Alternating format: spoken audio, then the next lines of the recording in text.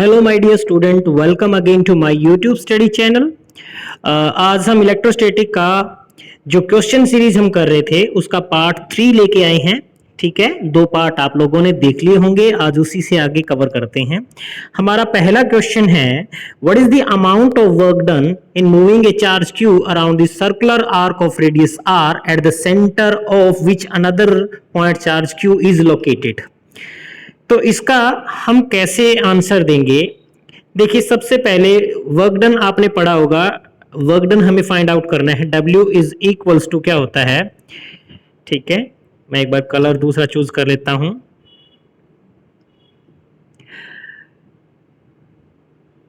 हाँ जी, work done क्या होता है? वर्क डन एक्चुअल में W इज इक्वल्स टू हमने पढ़ा है Q into change in potential, यानी V2 माइनस V1, ये हमने स्टडी किया है। ओके, सबको याद होगा। अब जब सर्कुलर ट्रैक है चार्ज Q के अराउंड ऑफ R रेडियस, तो वो क्या है? उसका इक्विपोटेंशियल सरफेस P है, तो V1 इज इक्वल्स टू क्या हो जाएगा उस केस में? V2। सो कहने का मतलब पोटेंशियल जो है सेम होगा दोनों पॉइंट पे, इसीलिए पोटेंशियल डिफरेंस जो आएगा वो कितना आएगा? 0। V2 माइनस V1 की वैल्यू आ जाएगी 0। ओके, तो इसीलिए हमारा जो आंसर आएगा इसका वो कितना हो जाएगा? सीधे सीधे 0 आंसर हो जाएगा। नेक्स्ट क्वेश्चन पे बात करते हैं। Define the capacitance of a conductor, write its SI unit. ये डिफाइन आप कर सकते हो। It is defined as the charge required to raise the potential of conductor by unit amount. ठीक है, इसको हम डिफाइन कर सकते हैं। सबने फॉर्मूला भी पढ़ा हुआ है, C is equal to Q divide by V, ये फॉर्मूला होता है इसका। इसकी एसआई यूनिट फैराड होती है। इसकी एसआई यूनिट क्या होती है? फैराड होती है। ओके, हाँ जी, नेक्स्ट क्वेश्चन पे चलते हैं। हमारे नेक्स्ट क्वेश्चन जो है वो है, define the capacitance of capacitor, on what factor does it depends.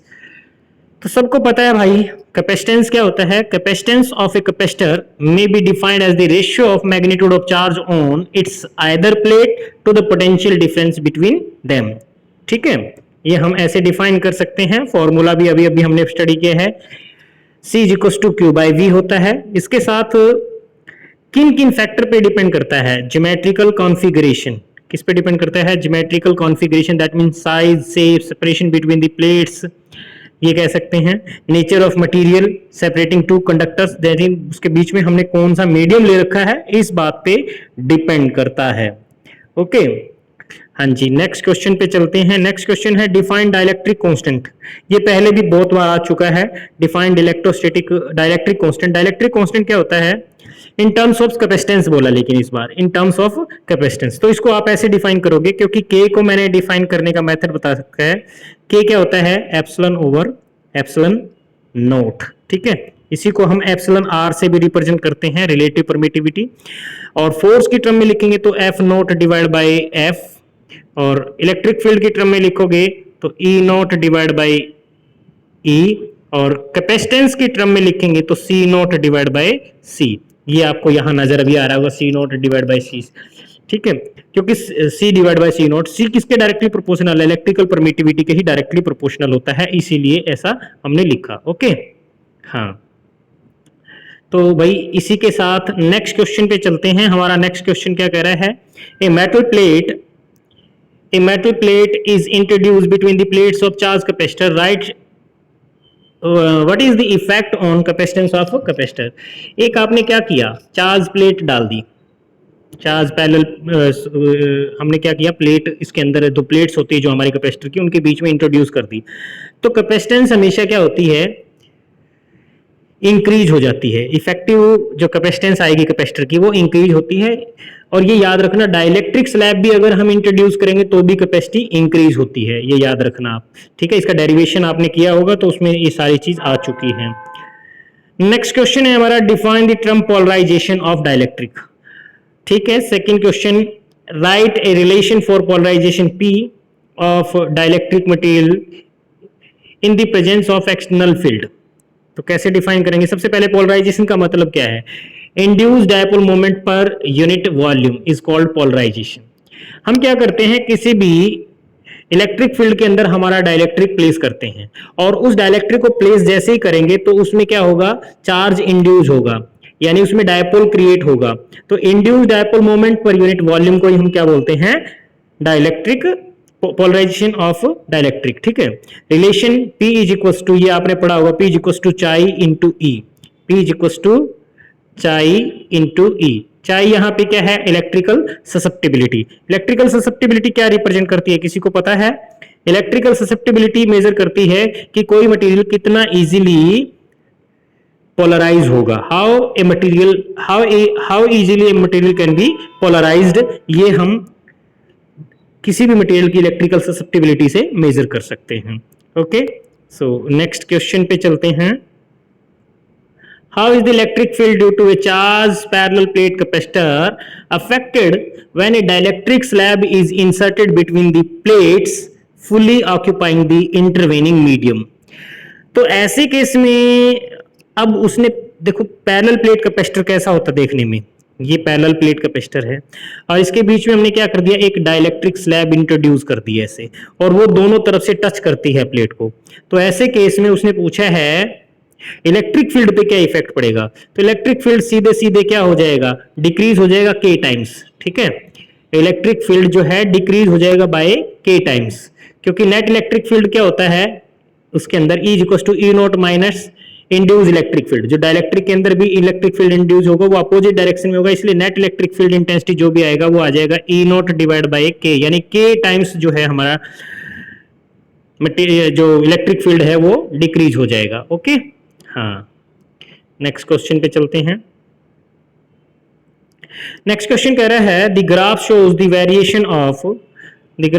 Variation of potential across the capacitor A and B versus increase of charge Q stored on them. Which of the capacitor has higher capacitance? Give reason for your answer. देखो भाई, इसमें सीधे सीधे आप पढ़ सकते हो, C equal to हमने पढ़ा Q डिवाइड बाय V। ठीक है, यानी C is directly proportional to Q, C is directly proportional to Q। अब आप क्या करोगे, किसी गिवन वैल्यू के लिए देखो Q किसके लिए ज्यादा हो रहा है, आप देखोगे QB यहाँ पे V क्या है, कांस्टेंट है, उसने बोला है V जो है फिक्स कर रखा है आपने, V फिक्स किया है तो C is directly proportional to Q है, और QB is greater than QA। So इसीलिए हम ये कह सकते हैं CB is greater than CA, CB is greater than CA। Okay, potential fix है तो सीधे सीधे चार्ज की वैल्यू पे डिपेंड करता है। यहां से आप ये जो ग्राफ बना रखा है इस ग्राफ को कुछ ऐसे चेक भी कर सकते हो। अगर पोटेंशियल सेम है तो आप क्या करोगे, इस ग्राफ को ये देखो कि यहां से एक लाइन ड्रॉ करके देखो, ऐसे एक लाइन ड्रॉ करके इस तरीके से एक डायरेक्ट लाइन ऐसे ड्रॉ कीजिए आपने। पोटेंशियल दोनों लाइन के लिए, ए और बी लाइन के लिए पोटेंशियल फिक्स कर दिया आपने। अब देखो चार्ज की वैल्यू बी के लिए ज्यादा है, तो बी के लिए ज्यादा, इसका सीधा सीधा मतलब हुआ कि QB is greater than QA, so that's why CB is greater than CA। Okay, clear हो गया? हाँ जी, चलो जी नेक्स्ट क्वेश्चन पे चलते हैं। देखो दिमाग लगा के पढ़ते रहो भाई। देखो हमारी कोशिश है कि आप लोगों को मैक्सिमम क्वेश्चंस जो है कवर करवाएं, और वो भी अच्छे अच्छे जो बोर्ड एग्जाम में आ चुके हैं। नेक्स्ट क्वेश्चन कह रहा है a parallel plate capacitor of plate area A separation D filled with dielectric of constant K1 and K2 shown in figure।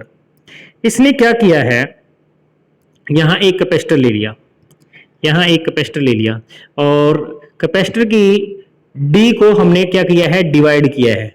D को हमने डिवाइड किया है, D/2 कर दिया, और D/2 हिस्से में उसने लिया है K1, D/2 हिस्से में लिया है K1, और D/2 हिस्से में लिया है K2 डाइलेक्ट्रिक।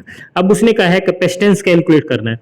एक चीज याद रखना जो मैं आप लोगों को सिखाने जा रहा हूं, जो आपको बहुत ज्यादा फोकस करना है, वो ये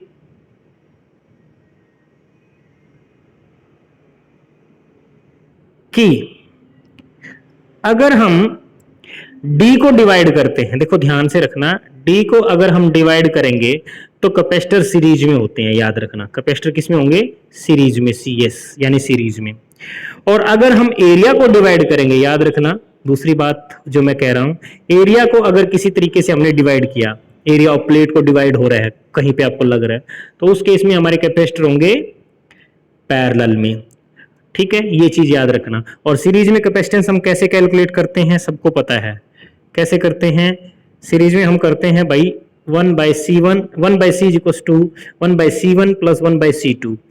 ओके, तो यहाँ पे C1 की जो वैल्यू आएगी इस केस में, C1 की क्या वैल्यू आएगी, C1 is equals to epsilon not A divide by D/2। तो D/2 आएगा तो 2 चला गया ऊपर, ठीक है, या यहीं पे इसके नीचे लिख लो, यहाँ पे इसके नीचे लिख दिया। लेकिन यहाँ पे डाइलेक्ट्रिक कांस्टेंट आपने K1 यूज किया तो K1 टाइम्स हो जाएगी कैपेसिटी, ये याद रखना। सिमिलर वे में अगर हम बात करें C2 की, तो C2 कितना हो जाएगा, C2 की जो वैल्यू आएगी निकल के, C2 की जो वैल्यू आएगी निकल के वो बनेगा C2 इज इक्वल्स टू, अब डाइलेक्ट्रिक कांस्टेंट उसने K2 यूज किया तो K2 times epsilon not A divide bye D/2। ठीक है, क्योंकि यहाँ पे भी D/2 एक्सप्रेशन है। अब ये दोनों क्या है आपस में, मैंने आपको बताया सीरीज में है, तो इनकी कैपेसिटी कैसे कैलकुलेट करेंगे, इसका फॉर्मूला आपको डायरेक्ट पता है, और वो फॉर्मूला है 1/C1 प्लस 1/C2। तो यहाँ पे हमने C1 और C2 की वैल्यू जो अभी बताई मैंने वो निकाल ली, तो D/2 ऊपर चला गया, ठीक है, और K1 epsilon not A plus D/2 K2 epsilon nought by A, और 1/C की जो वैल्यू आ जाएगी, यहां से देखो D/2 epsilon not A common आ गया, ठीक है, अंदर रह गया 1/K1 प्लस 1/K2, और इसको सोल्व किया K1 plus K2 divide by K1 K2, ठीक है, तो कैपेसिटी जो आ जाएगी निकल के वो आ गई C is equals to 2K1 K2 divide by K1 plus K2 into C2। ठीक है, मैथमेटिक्स है सारा, फिजिक्स का जो कंसेप्ट है वो आपको समझ में आ भी गया होगा। ठीक है जी, चलो अब हम नेक्स्ट पे चलते हैं। नेक्स्ट क्वेश्चन हमारा कह रहा है two dielectric slab of dielectric constant K1 K2 filled between the two plates each of area A so that the parallel plate capacitor as shown in figure shown in find net capacitance of the capacitor। अब देखो मैंने यहाँ पे थोड़ी देर पहले ही आपको सिखाया था कि एरिया अगर डिवाइड हो रहा है, यहाँ पे देखो एरिया डिवाइड हुआ है, ठीक है, एरिया डिवाइड हुआ है, तो इस केस में क्या होगा, हमारा कैपेसिटर सीरीज में मिलेगा, इसका मतलब सॉरी पैरेलल में मिलेगा। कैपेसिटर पैरेलल में होने का मतलब अब हमारी कैपेसिटी जो होगी वो होगी C is equal to C1 plus C2। ठीक है, ये फॉर्मूला बनेगा, ये लिख भी रखा है। अब कैपेसिटेंस आप इजीली फाइंड आउट कर सकते हो, ये कैसे आएगी,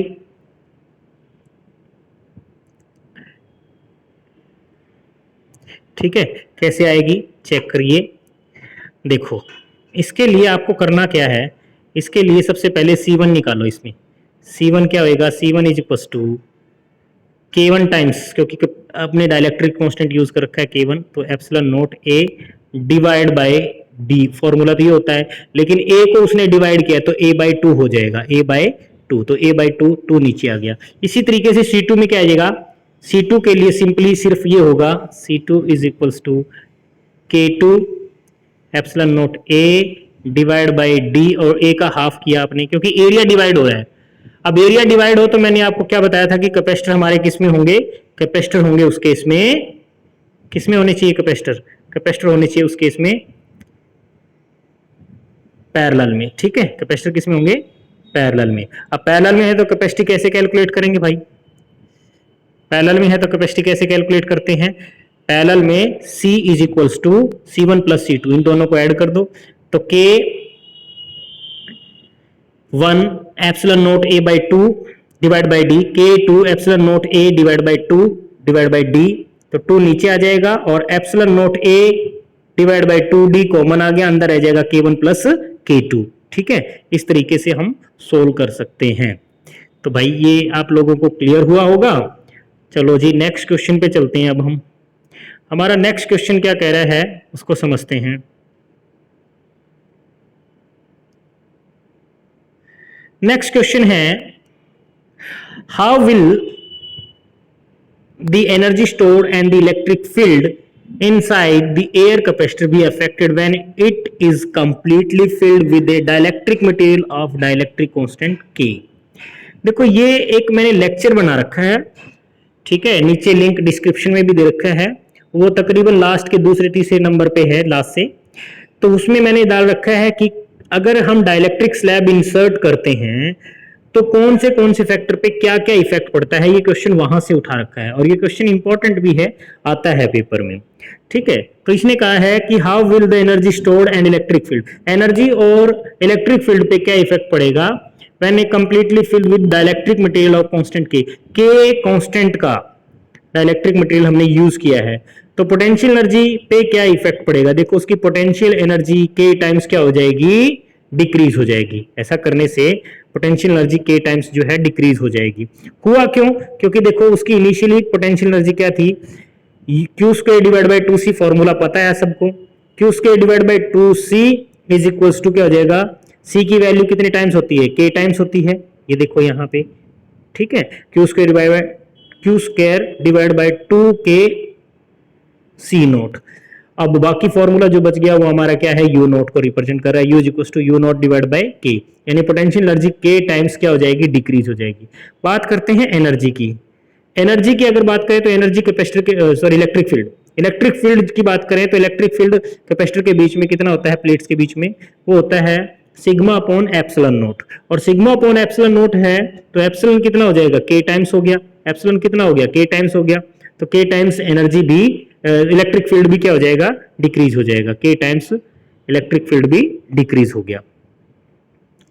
ठीक है, हाँ।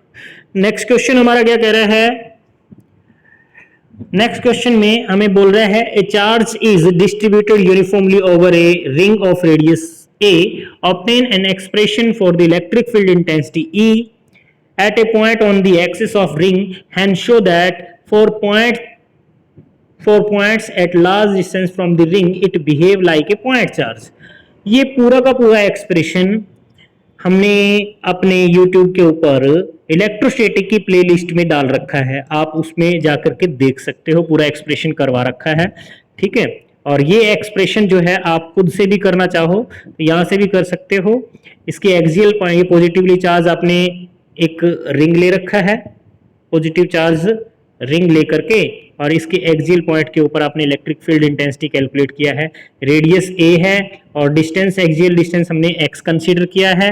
तो ऐसे केस में जो इसका फाइनल रिजल्ट आता है वो कितना आता है, फाइनल रिजल्ट आएगा E is equals to Q, E is equals to हम लिख सकते हैं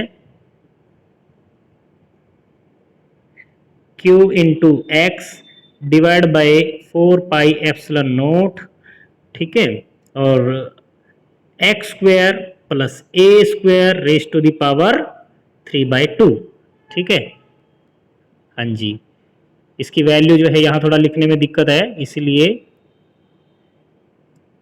इसकी जो वैल्यू आ रही है वो ये आती है, एग्जैक्ट वैल्यू ये आती है। ठीक है, Q x divide by x square plus a square raise to the power 3/2। ये पूरा डेरिवेशन है, कर रखा है, वहां से जाकर के पूरा डेरिवेशन कर सकते हो, मैं पूरा डेरिवेशन यहाँ नहीं करवाऊंगा। और यहाँ पे x क्या है, axial distance from the centre of ring, और a क्या है, रेडियस ऑफ द रिंग। ठीक है, और जब इसने बोला है कि पॉइंट चार्ज की तरह से कब बिहेव करेगा, जब x की वैल्यू 0 हो जाएगी तो इलेक्ट्रिक फील्ड कितना हो जाएगा, 0 हो जाएगा, इलेक्ट्रिक फील्ड हो जाएगा 0 जब x की वैल्यू 0 हो जाएगा, क्योंकि यहाँ पे E is directly proportional to x आ रहा है, x की वैल्यू 0 हुआ तो इलेक्ट्रिक फील्ड 0 हो जाएगा। और जैसे जैसे हम इलेक्ट्रिक फील्ड इनफाइनाइट डिस्टेंस लेके चलेंगे, या ये कहें कि जब x is very very greater than a हो, ये कंडीशन के लिए, तो हमारा जो इलेक्ट्रिक फील्ड इंटेंसिटी आता है वो पॉइंट चार्ज जितना ही आता है, यानी सीधे सीधे q upon 4 pi epsilon nought x square. ठीक है, तो ये पॉइंट चार्ज से इलेक्ट्रिक फील्ड था, इसीलिए हम कह सकते हैं कि electric field intensity due to uniformly charge ring will behave as a point charge when x is very very greater than the radius of ring, उस केस में ऐसा हो सकता है। ठीक है, याद रखना। हाँ जी, नेक्स्ट क्वेश्चन है हमारा, नेक्स्ट क्वेश्चन के अंदर कह रहे हैं electric dipole held in a uniform electric field using the stable diagram show that it does not undergo any translatory motion, drive an expression for the torque on it। बड़ा easy है, direct torque का expression हमें निकालना है, और torque कितना होता है, PE sine of theta, PE sine of theta, ये पहले भी किया हुआ है।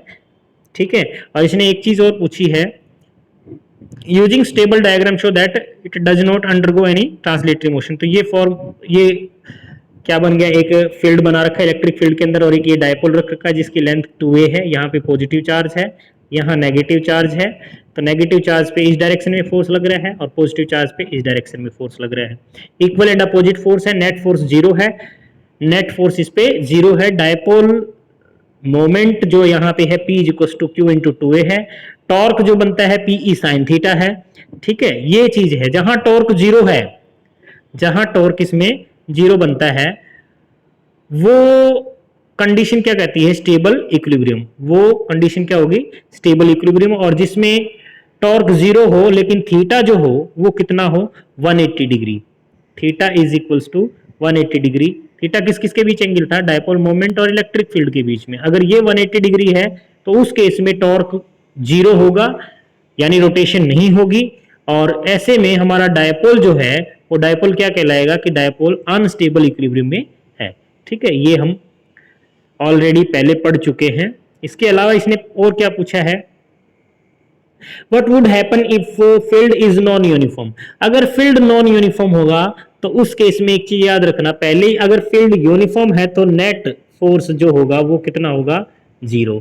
अगर फील्ड यूनिफॉर्म नहीं है, नॉन यूनिफॉर्म फील्ड है, तो एफ नेट जो है नॉट इक्वल टू 0 होगा और टॉर्क पीई साइन थीटा ही होगा, टॉर्क पीई साइन थीटा ही होगा। ठीक है, समझ आ गया होगा। अगर यूनिफॉर्म इलेक्ट्रिक फील्ड दे रहे हैं तो यूनिफॉर्म इलेक्ट्रिक फील्ड के अंदर तो नेट फोर्स क्या होगा, 0 होगा डायपोल पे। और अगर नॉन यूनिफॉर्म इलेक्ट्रिक फील्ड हम यूज कर रहे हैं तो ऐसे केस में जो नेट फोर्स है वो 0 किसी भी हालत में नहीं होगा। यहां पे लिखा भी होगा, ये देखो, net force will be in the direction opposite to the increasing field, ये चीज लिख रखा है। if the electric field is uniform, net force on the dipole will be 0, hence there will be no translatory motion। और जब net force 0 नहीं होगा तो कुछ ना कुछ उसमें ट्रांसलेटरी मोशन भी होगा, ये आप याद रख सकते हो। ठीक है, देखिए साथ साथ में अगर आपको क्वेश्चन सच में अच्छे लग रहे हैं, इंपॉर्टेंट नजर आ रहे हैं, तो चैनल को सब्सक्राइब जरूर कर लीजिए ताकि आगे भी आप लोगों को अपडेट्स मिलते रहे। और कमेंट जरूर करना भाई मेरे, ठीक है। अपने फ्रेंड्स को अपने क्लास के ग्रुप में कहीं पे भी शेयर कर सकते हो। मुझे थोड़ी खुशी होगी इस चीज की कि स्टूडेंट्स ने मेरी हेल्प की है। चलो नेक्स्ट क्वेश्चन पे चलते हैं। An electric dipole held in uniform electric field, right an expression for the torque and. ये फिर टॉर्क का एक्सप्रेशन आ गया, और ये टॉर्क कितना होता है, PE sine theta. Vector form में लिखेंगे तो टाउ, वेक्टर फॉर्म में लिखेंगे तो टाउ इज इक्वल टू क्या होता है, पी क्रॉस ई। ठीक है, इसकी डायरेक्शन कैसे निकालते हैं, राइट हैंड स्क्रू रूल से निकालते हैं, राइट हैंड स्क्रू रूल से इसकी डायरेक्शन निकालते हैं। और जो हमेशा टॉर्क जो है पी और ई के प्लेन के ठीक परपेंडिकुलर आएगा। ठीक है, ये है इंपॉर्टेंट इसमें। ठीक है, हाँ जी, नेक्स्ट चलते हैं। अब हमारे नेक्स्ट क्या कह रहा है, drive an expression for the electric field intensity due to a dipole of length 2a at a point distance r from the center of dipole at axial line। axial line का expression भाई ये बार बार नहीं करवाएंगे। As it is expression जो आया है उसकी value कितनी आती है, E is equals to 2p upon 4 pi epsilon nought. ठीक है, और r क्यूब आता है, ये एक्सियल लाइन के ऊपर है। और इक्वेटोरियल लाइन पे P upon 4 pi epsilon nought R cube आएगा। ठीक है, हाँ, तो थोड़ा एक्सप्रेशन जिनको क्लियर है तो टाइम नहीं लगेगा, और अदरवाइज फिर ये देखो अब नेक्स्ट भी क्वेश्चन वही है, और इसका एक्सप्रेशन भी हमने अभी बता दिया आपको, वो ये रहा। ठीक है, P upon 4 pi epsilon nought R cube. Exact तो ये आता है, एग्जैक्ट तो ये आता है। ठीक है, एग्जैक्ट तो इतना आता है, P upon 4 pi epsilon nought R square plus A square raise to the power 3/2। लेकिन अगर हम आइडियल डायपोल कंसीडर करें जिसमें R is very very greater than A हो, उस केस में ये आंसर आएगा। ओके, हाँ जी। इसी तरीके से अब नेक्स्ट क्वेश्चन पे हैं, चलते हैं हम। हमारा नेक्स्ट क्वेश्चन क्या कह रहा है, drive an expression for the potential at A point along the axial line. For this dipole, draw For this dipole, draw a plot showing the variation of potential V versus R, where R is very very greater than 2a, is the distance from the point charge minus q along the line joining the two charges. देखो भाई, आपने क्या किया, एक dipole ले रखा है, सबसे पहले ये समझो, एक डायपोल ले रखा है और उस डायपोल में क्या चार्ज होते हैं, एक चार्ज तो नेगेटिव है, एक पॉजिटिव है, इसके बीच का जो गैप है वो 2a है। और आपने क्या किया, मिड पॉइंट से r डिस्टेंस के ऊपर, मिड पॉइंट से r डिस्टेंस के ऊपर आपने क्या ले लिया, एक कोई पॉइंट चूज कर लिया जहां पे हमें क्या निकालना है, electric field electric potential calculate करना है। अब याद कीजिए, नेगेटिव चार्ज से पोटेंशियल कितना होगा, ये V1 है, नेगेटिव से यहाँ सेंटर से यहाँ से तो आप यहाँ तक का डिस्टेंस जो मेजर करोगे तो है r, और इधर रह गया a, तो r प्लस a हो जाएगा इसमें डिस्टेंस। और जब पॉजिटिव चार्ज के लिए लेके चलोगे तो पॉजिटिव चार्ज के लिए ये वैल्यू कितनी आएगी, पॉजिटिव चार्ज के लिए ये वैल्यू आ जाएगी, पॉजिटिव चार्ज के लिए वैल्यू आ जाएगी r माइनस क्यू, यानी q divide by 4 pi epsilon nought r minus Q. तो यहां से देखो पॉजिटिव चार्ज यहां है और यहां से यहां तक का जो डिस्टेंस है वो कैसे निकालेंगे, पूरे r माइनस a कर देंगे ये, ठीक है, r माइनस a कर देंगे। अब इनका नेट पोटेंशियल आप सबको निकालना आता होगा। नेट पोटेंशियल कैसे निकालेंगे, इन दोनों का पोटेंशियल का क्या कर देंगे, हम सम कर देंगे, और सम जब निकालेंगे mathematically this will comes out to be V is equals to P upon 4 pi epsilon nought r square minus a square, ठीक है। और अगर हमारा डायपोल आइडियल है, यानी r is very very greater than a है, उस केस में जो वैल्यू आएगी वो कितनी आ जाएगी, ये आ जाएगी V is equals to P upon 4 pi epsilon nought r square, ठीक है। ग्राफ जो बनेगा वो इनवर्सली प्रोपोर्शनल का बनेगा, ग्राफ ये पड़ा है, इधर V ले रखा है, इधर r ले रखा है, v is inversely proportional to r square है, तो यहाँ पे इनवर्सली प्रोपोर्शनल का ग्राफ बन रहा है, ठीक है। हाँ चलो जी, अब इतना हमारा क्लियर हो गया। एक्सप्रेशन जितने भी एक्सप्रेशन आप खुद करोगे, ये पोटेंशियल एनर्जी का एक्सप्रेशन आ गया, ये पोटेंशियल एनर्जी का एक्सप्रेशन आ गया। एक डायपोल यूनिफॉर्म इलेक्ट्रिक फील्ड के अंदर रखा है, उसकी पोटेंशियल एनर्जी कितनी होती है, और सबको मैंने आपको पहले भी बता रखा है, कल भी किया था, u is equals to minus PE cos theta 2 minus cos theta 1, ठीक है, ये हमने किया हुआ है, cos of theta 2 minus cos of theta 1, ठीक है, ये फॉर्मूला यूज होते हैं। अब इसमें थीटा 1 क्या इनिशियल एंगल और थीटा 2 क्या है, फाइनल एंगल है, ठीक है। हाँ, अगर क्लियर है, ये एक्सप्रेशन मैं नहीं करवाऊंगा, जिनको करना है लिंक नीचे डिस्क्रिप्शन में दे रखा है, वहां जाकर के पूरा एक्सप्रेशन कर लो, बहुत इंपॉर्टेंट है, देख लो, आपको देख लो कितनी बार आ चुका है, ठीक है, ये चीज क्लियर होनी चाहिए।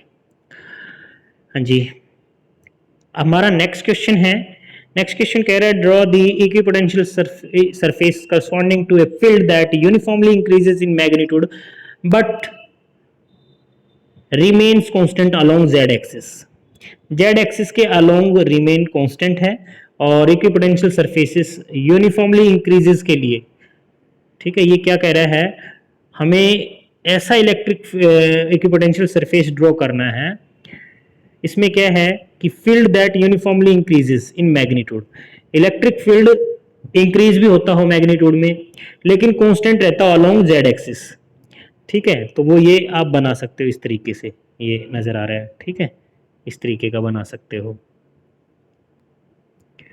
और दूसरा इसने पूछा है हाउ आर दीज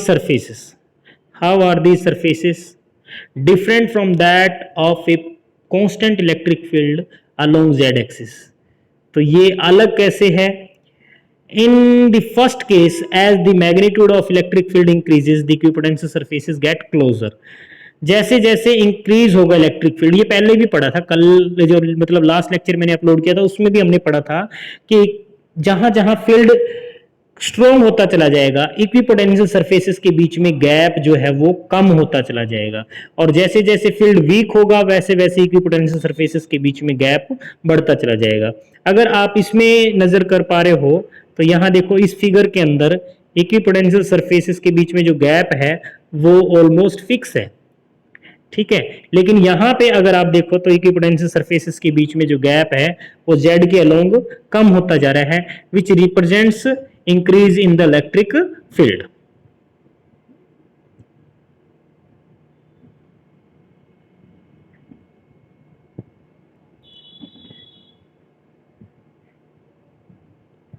हमारा नेक्स्ट क्वेश्चन आता है, drive an expression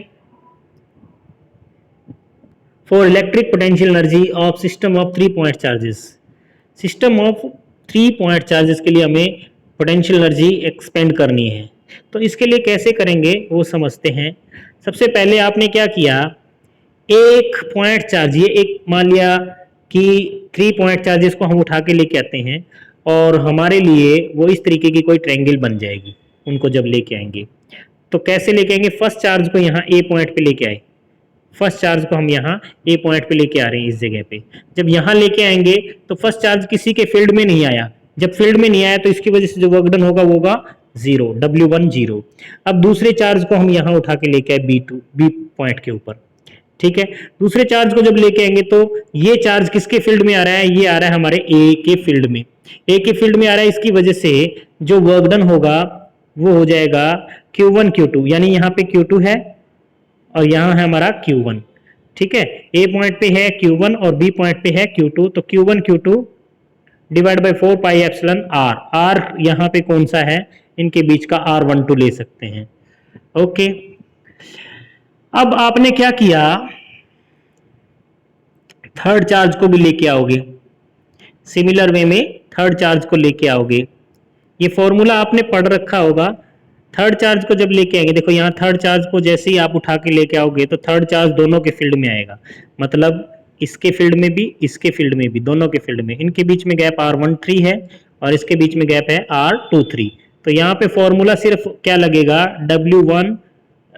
W3 is equals to क्या हो जाएगा, Q2 Q3 divide by 4 pi epsilon not R23, और यहाँ पे आ जाएगा Q3 Q1 divide by 4 pi epsilon not R31, ठीक है, इस तरीके से। बाकी अगर यही सेम क्वेश्चन करना है तो मैंने करवा भी रखा है इस टाइप का क्वेश्चन, और वो क्वेश्चन मैंने करवाया था इक्विलेटरल ट्रायंगल के लिए और साथ में स्क्वायर के लिए भी करवा रखा है। और जिन्होंने लेक्चर देखा है तो आई होप उनको समझ आ चुका होगा। यहाँ मैं सिर्फ किया हुआ जो ऑलरेडी है, जो प्रिंट हमने कर रखा है, उसी में से बता रहे हैं। नेक्स्ट क्वेश्चन है, what is dielectric, give an example, खुद कर सकते हो। Distinguish with the help of diagram the difference in the behavior of conductor and a dielectric placed in external field. How does polarized dielectric modify the original external field? हमारे पास क्या है कि एक conductor है, कंडक्टर और dielectric में difference आप बता दोगे, ठीक है। अगर कंडक्टर है तो उसकी वजह से अंदर इलेक्ट्रिक फील्ड इंटेंसिटी कितना होता है, 0, और डाइलेक्ट्रिक की अगर बात करें तो अंदर इलेक्ट्रिक फील्ड कितना होता है, E नॉट डिवाइड बाय के टाइम्स उसकी इलेक्ट्रिक फील्ड इंटेंसिटी कम होती है, ठीक है। डाइलेक्ट्रिक स्ट्रेंथ क्या है, ये हम पहले भी पढ़ चुके हैं। डाइलेक्ट्रिक स्ट्रेंथ क्या होता है, maximum field that can be bear by an electric dielectric, ठीक है। मैक्सिमम जो इलेक्ट्रिक फील्ड बियर कर लेगा हमारा डाइलेक्ट्रिक, उसको हम क्या बोलते हैं, उसकी डाइलेक्ट्रिक स्ट्रेंथ, ठीक है, विदाउट ब्रेकडाउन।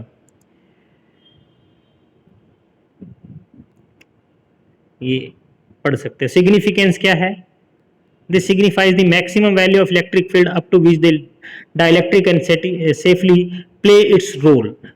भाई आपको क्या करना है, इसका सिग्निफिकेंस क्या है। अगर आप किसी डाइलेक्ट्रिक को यूज करें तो हमें पहले ही पता होगा कि इलेक्ट्रिक फील्ड इतना बियर कर सकता है मैक्सिमम, उससे ज्यादा इलेक्ट्रिक फील्ड इसको देंगे तो क्या हो जाएगा, उसके मॉलिक्यूल्स का ब्रेकडाउन हो जाएगा, तो हम उतना इलेक्ट्रिक फील्ड कभी भी उसको नहीं देंगे, ठीक है। चलिए नेक्स्ट क्वेश्चन पे चलते हैं। छोटे छोटे क्वेश्चन है, खुद भी पढ़ के किए जा सकते हैं। नेक्स्ट क्वेश्चन हमारा है, व्हाट इज इलेक्ट्रोस्टैटिक शील्डिंग। ये भी 2016 में आया हुआ क्वेश्चन है। show this property used in actual practice. Is the potential in the cavity of charged conductor 0? तो भाई सबसे पहले तो इलेक्ट्रोस्टैटिक शील्डिंग समझते हैं। इलेक्ट्रोस्टैटिक शील्डिंग क्या है कि एक ऐसा फिनोमेना है जिसमें हम किसी फील्ड को, सर्टेन स्पेस को फील्ड फ्री बना देते हैं, उसको हम क्या बोलते हैं, इलेक्ट्रोस्टैटिक शील्डिंग, ठीक है, देखते हैं यहाँ पे हमने क्या लिखा है, उसको समझते हैं। Whatever be the change and field configuration outside, any cavity in a conductor remains shielded from outside electric influence. The field inside the cavity is always zero. This is known as electrostatic shielding. ठीक है, देखो एक ऐसी cavity, एक ऐसा space हम तैयार करते हैं जिसमें इलेक्ट्रिक फील्ड इंटेंसिटी क्या रहती है, जीरो। इसी को हम क्या बोलते हैं, इलेक्ट्रोस्टैटिक शील्डिंग बोलते हैं। यूज कहां पे करते हैं, द इफेक्ट, इसको हम कहां यूज करते हैं, the effect can be use of in protecting sensitive instrument from outside the electrical influence enclosing them in hollow conductor. भाई इसमें जो लिख रखा है सिर्फ इतनी सी बात से सेटिस्फाई होना ठीक नहीं है। बहुत सारी चीज है जहां पे हमें इलेक्ट्रिक फील्ड इंटेंसिटी जीरो चाहिए होती है। आप चाहते हो कि ऐसा रीजन हम तैयार करें जहां पे कोई चार्ज ना आए, ठीक है, चार्ज की वजह से कोई, जैसे मान लिया कि किसी स्पेस में, जैसे हमने रख रखा है, लेट्स सपोज हमने कोई एमिनेशन रख रखा है, ठीक है, बारूद हमने रख रखा है, उस रीजन में आप चाहते हो कि आग वगैरह ना लग जाए, ठीक है, तो चार्जेस की वजह से वहां लीकेज होके या किसी तरीके से आग लगने का चांसेस जो है बढ़ जाता है, तो ऐसी जगह पे भी हम इलेक्ट्रोस्टैटिक शील्डिंग कर सकते हैं। ठीक है, तो बहुत सारी जगह है जहां पे हम क्या कर सकते हैं, इलेक्ट्रोस्टैटिक शील्डिंग का यूज कर सकते हैं। ठीक है,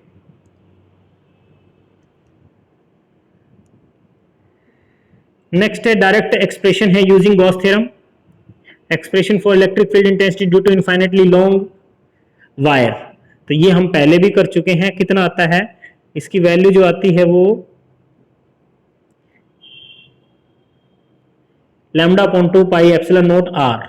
ठीक है, यानी E is inversely proportional to R होता है यहाँ पे यूनिफॉर्मली चार्ज वायर से। गॉस थ्योरम की हेल्प से कर सकते हैं, एक्सप्रेशन पहले भी किया हुआ है। नेक्स्ट एक्सप्रेशन भी ऐसा ही कुछ है। नेक्स्ट एक्सप्रेशन में हम देखेंगे, इसमें हमें चार्ज सीट के लिए निकालना है शायद, हाँ चार्ज सीट के लिए। तो using Gauss theorem obtain expression for electric field intensity at a point due to infinitely charged plane sheet। इसका कितना आता है भाई, किया हुआ है सिग्मा अपॉन 2 एप्सिलॉन नोट आता है, सिग्मा अपॉन 2 एप्सिलॉन नोट। ठीक है, और इसने पूछा क्या है, इसके अलावा और क्या पूछा है, सरफेस चार्ज डेंसिटी गिवन है, how the field directed in the sheet positive charge and negative charge. Positive charge में फील्ड कैसा होगा और नेगेटिव चार्ज के लिए फील्ड कैसा होगा। भाई पॉजिटिव चार्ज है तो फील्ड जो होगा वो डायरेक्टेड अवे होगा फ्रॉम इट, और नेगेटिव चार्ज अगर होगा तो नेगेटिव चार्ज में इस शीट के अंदर एंटर करता हुआ होगा, इनवर्ड डायरेक्शन में होगा। ठीक है, ये एक्सप्रेशन आप खुद कर सकते हो सारे के सारे, ये बार बार मुझे करवाने की जरूरत नहीं है। Using Gauss law deduce an expression for electric field intensity due to infinitely charged spherical conducting shell। Shell वाला भी करवा रखा है। अंदर इलेक्ट्रिक फील्ड इंटेंसिटी कितना होता है, जीरो। लास्ट लेक्चर में हमने कवर किया था, और ये क्वेश्चन बहुत ज्यादा इंपॉर्टेंट है। इसकी इंपॉर्टेंस आप इस बात से अंदाजा लगा सकते हो कि सीबीएसई में भी ये रिपीटेडली बहुत बार पूछा गया है। 2015, 2012, 13, 7, 4, 11, 9, 8, 6, 4 बहुत बार आ चुका है एक्सप्रेशन ये। ठीक है, और इस एक्सप्रेशन की इंपॉर्टेंस जितनी है उसी के हिसाब से उतना इजी भी है ये। गॉस थ्योरम अगर यूज करते तो बहुत इजी है। अंदर इलेक्ट्रिक फील्ड इंटेंसिटी हमेशा जीरो होती है, और आउटसाइड दी सेल जो है it is inversely proportional to square of distance होता है। और लास्ट लेक्चर जब हम कवर कर रहे थे उसके अंदर भी मैंने इसके बारे में बताया था और ग्राफ भी बताया था। ठीक है, बार बार रिपीटेडली क्वेश्चन ये आ रहे हैं। ये देखो, ये ग्राफ इसका बना भी रखा है। ठीक है, यहाँ पे इलेक्ट्रिक फील्ड इंटेंसिटी जीरो है, उसके बाद में इनवर्सली प्रोपोर्शनल हो रही है।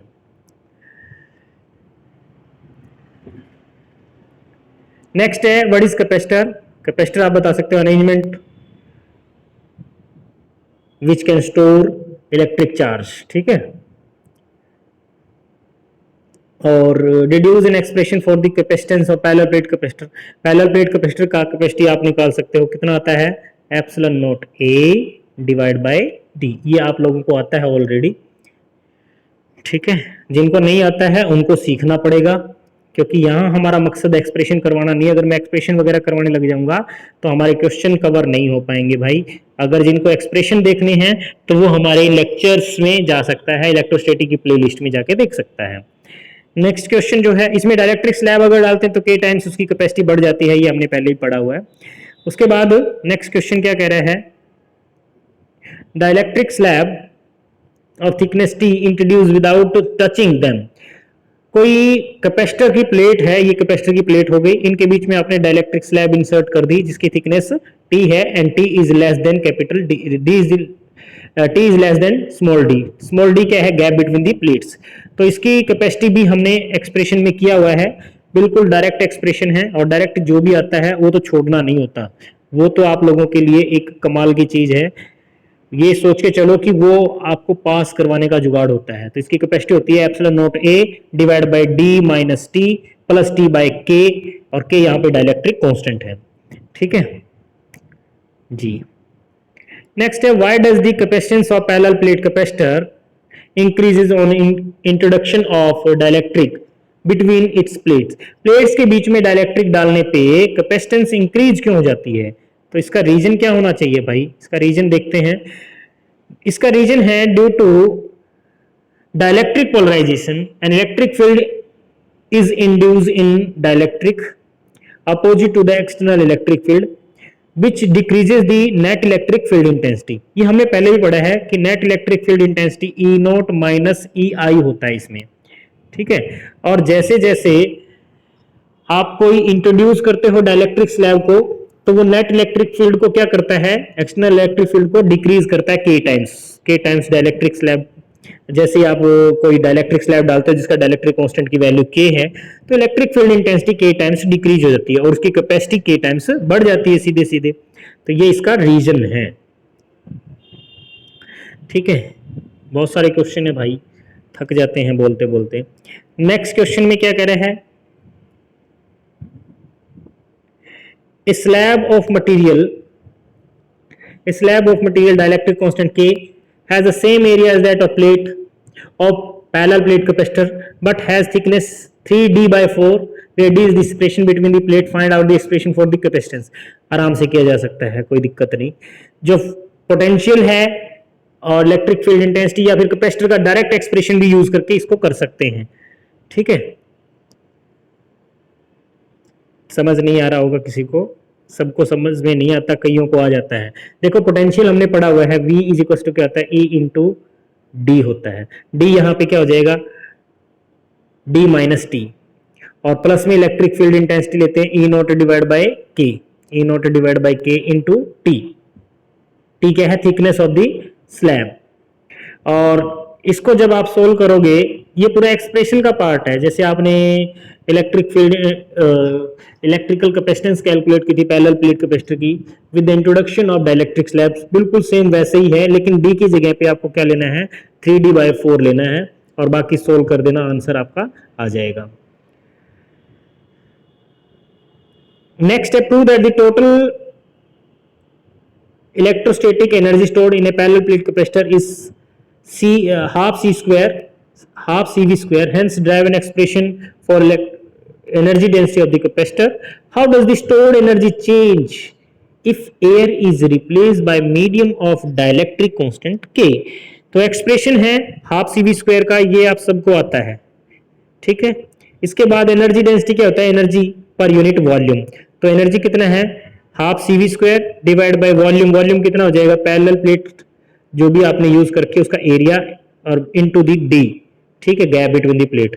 तो आप इसको इस तरीके से कर सकते हो। उसके बाद आप देखोगे, उसके बाद c की वैल्यू यहां पुट कर दिया आपने, कितना होता है epsilon not a divide by d, और v की value e into D, v square है तो e स्क्वायर d स्क्वायर हो जाएगा ये, और नीचे a इंटू डी है, a इंटू डी, ठीक है। अब इसको आप सोल्व करोगे मैथमेटिकली तो ये कितना आ जाएगा, ये आ जाएगा half epsilon not E square, okay. ये एक्सप्रेशन भी इजी है। नेक्स्ट क्वेश्चन पे अगर हम डिस्कशन करें तो नेक्स्ट क्वेश्चन हमारा 3 capacitors of capacitance C1, C2, C3 are connected in series and second one in parallel show that the energy stored in series combination is same that of parallel. ये भी याद रखना, जब भी जितने भी कैपेसिटर सीरीज में कनेक्टेड हो या पैरेलल में, उनकी टोटल एनर्जी हमेशा ही सम होता है, उनकी टोटल एनर्जी हमेशा ही क्या होता है, एनर्जी का सम होता है, U1 plus U2 plus U3 इसी सीरीज में चलता है।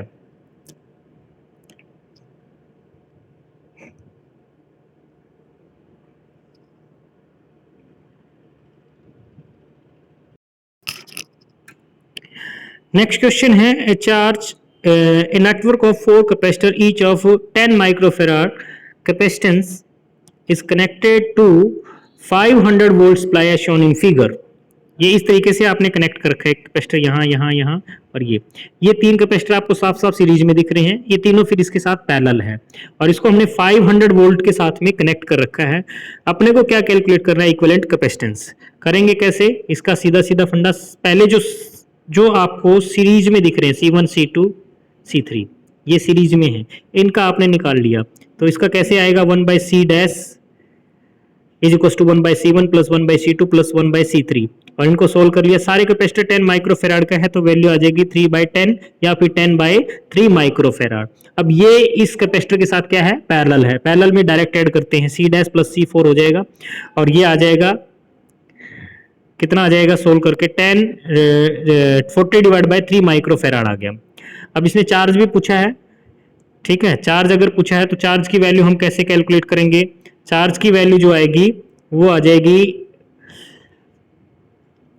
Q is equal to CV formula होता है, Q is equal to C into V। तो आपको जो भी 4 में से निकालना है तो इसमें से कितना चार्ज जाएगा, यहाँ का पोटेंशियल 500 ही है, याद रखना।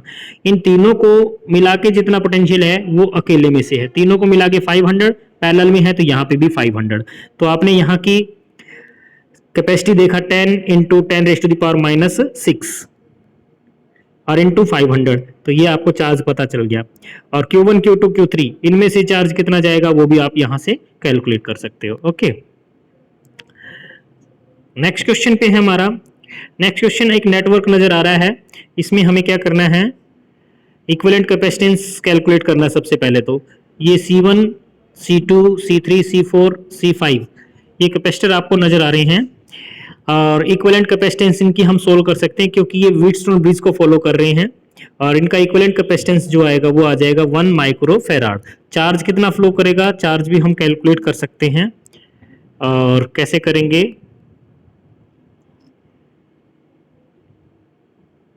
Q is equal to CV, Q is equal to CV formula use करके हम इसको निकाल सकते हैं। पोटेंशियल एनर्जी आपको निकालना है हाफ Q इंटू V, तो पोटेंशियल एनर्जी भी आ जाएगा। डायरेक्ट क्वेश्चन है ये तो, जो बार बार रिपीट हो रहे हैं, इनको आप कर सकते हो।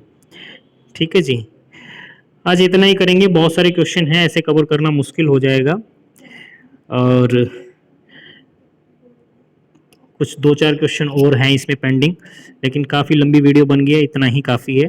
सो डियर स्टूडेंट, जिन्होंने अभी तक चैनल सब्सक्राइब नहीं किया है, सबसे पहले चैनल सब्सक्राइब कीजिए, वीडियो पे कमेंट करना ना भूलिए, लाइक जरूर कीजिए और शेयर कीजिए। ठीक है, थैंक यू, गुड लक।